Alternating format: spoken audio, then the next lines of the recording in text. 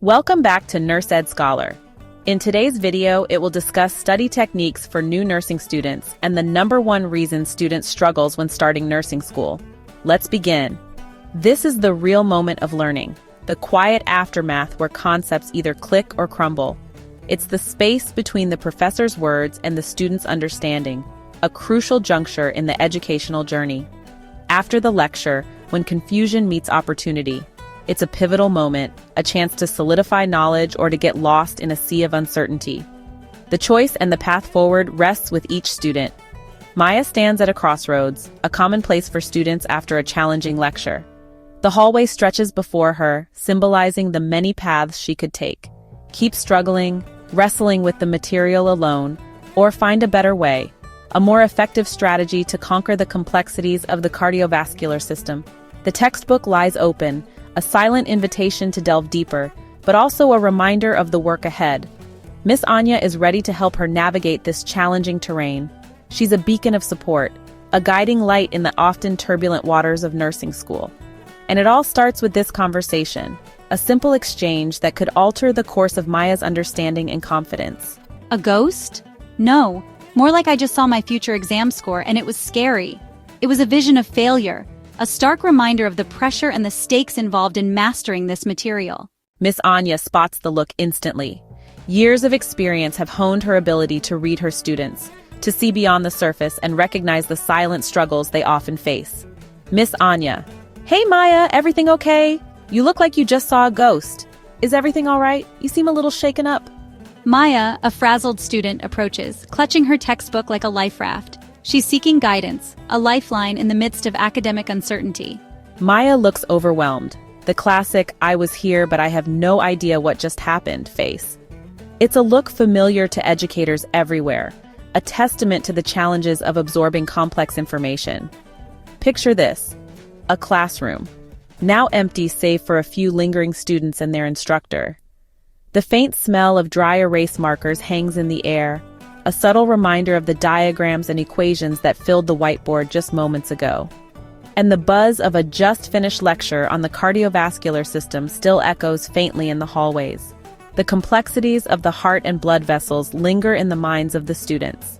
Miss Anya, the approachable instructor, is packing up, preparing to offer her support and guidance to those who need it most. Maya's doing the work, but something's missing. She's stuck in the gap between knowing and doing. From the outside, it looks like she's doing everything right, but her brain is on cruise control. She's watching, not doing. Like watching a cooking show, but never cooking. Maya's hands, metaphorically, are still clean. After listening, I read the textbook, flip through slides, and try to memorize key terms. It all looks familiar, but the test questions are different. I freeze. Miss Anya nods. She's heard this before. It's the tests, Miss Anya. I come to every class, sit in front, listen, record lectures, and review them. But on exams, my mind goes blank. It feels productive, like you're putting in the hours, but it's simply not enough to truly grasp the material. You might be highlighting every other sentence, but is it really sinking in? Listening to a lecture, even a captivating one, is a lot like watching a movie. You're entertained, maybe even informed, but are you actively processing the information? And reading, well, reading is like watching that same movie, but now with subtitles. You're following along, but the real work of comprehension isn't fully engaging your brain. You're a spectator, comfortably seated on the sidelines, not actively in the action, not truly wrestling with the concepts. Your brain recognizes the information, acknowledges its presence, but it hasn't truly worked with it, hasn't manipulated it, hasn't made it its own. The mistake? The critical error that's holding you back?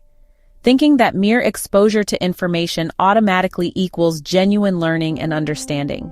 Nursing isn't about passively memorizing isolated facts and figures. It's about actively applying those facts in complex, real-world scenarios. You simply can't afford to be a passive observer in a profession that constantly demands critical thinking, problem-solving, and decisive action. Strive to be the star of your own learning journey, not just a member of the audience. Take center stage and actively participate. So what's the direct opposite of passive learning? What's the antidote to this common mistake? Active participation in every aspect of your learning. Your brain needs to struggle, to grapple with the material, to actively work through challenges in order to truly build lasting connections.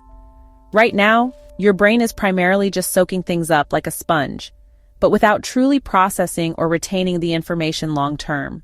We need it to actively build, to construct a solid foundation of knowledge through active engagement and application.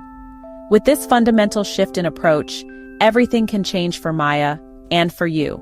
Passive? But I'm working so hard. I'm putting in so many hours. How can I be passive when I'm dedicating all this time?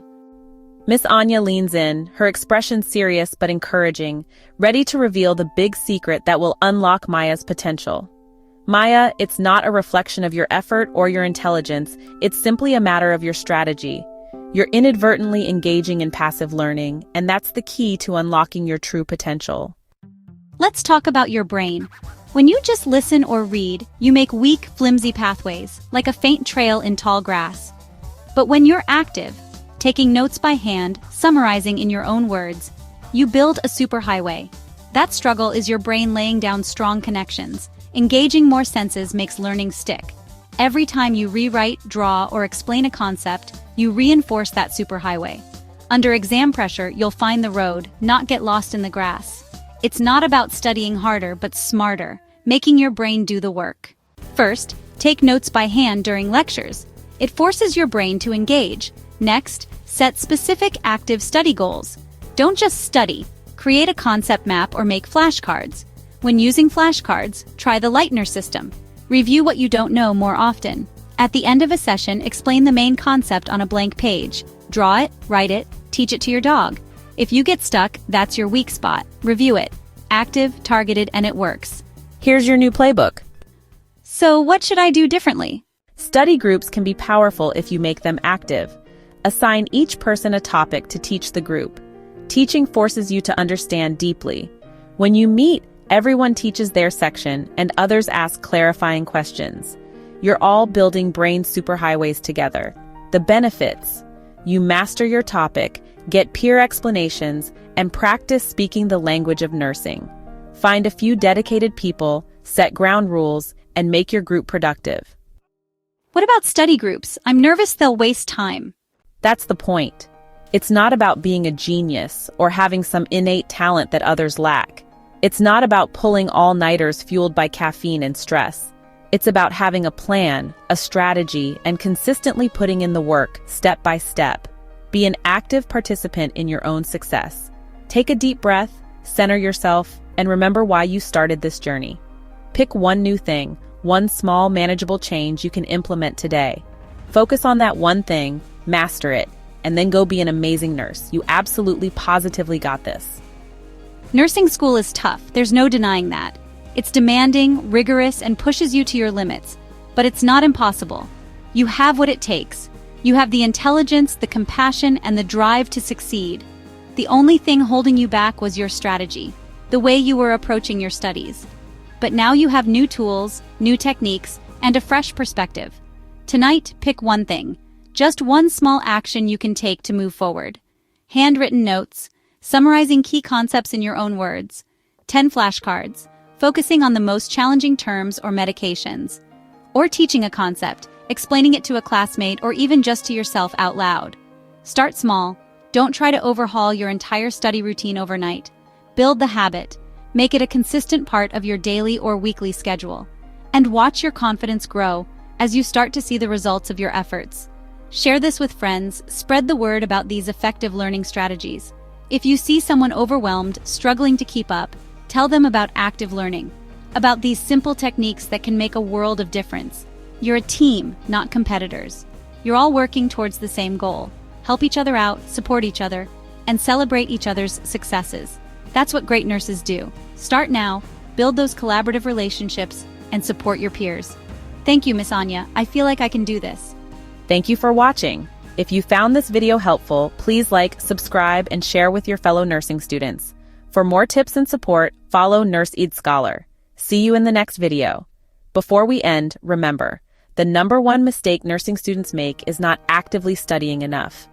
Active learning strategies help you prepare and truly apply your knowledge. Make time for it, and you'll see the results.